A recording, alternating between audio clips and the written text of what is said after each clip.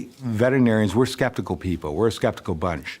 We want to see a lot of science. We want everything proven to us. And this is a young science. Well, now I've had access to some of that research. I've done close to 100 cases.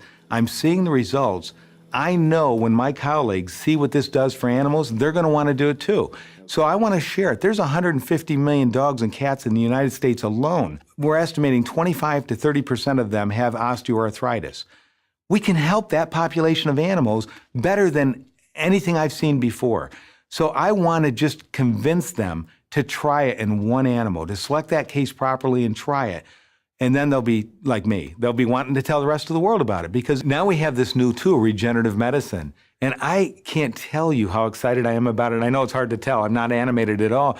But we're putting the body's own repair cells back to work. We're waking them up. They're sitting in the fat, they're dormant, they're sleeping, and the body would use them. Well, what the stem cells do, if we activate them and put them in a little bit sooner, they reduce the scar tissue, they reduce the inflammation, they repair, they'll turn back into cartilage.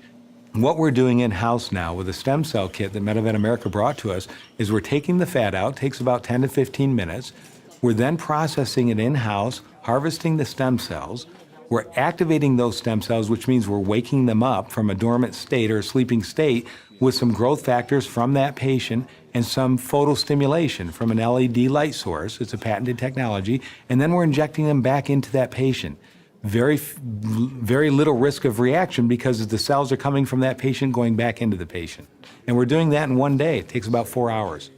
More affordable, more efficient. I'm doing it in-house. I'm not going to have cell death. I'm going to be injecting them right away. It's a sterile procedure, and it's something that 80% of it my technicians can do. So I do the surgery. My technicians process the fat because you just need technical skills for that, and you follow a procedure that hundreds of millions of dollars produced, and we don't even have to ask questions.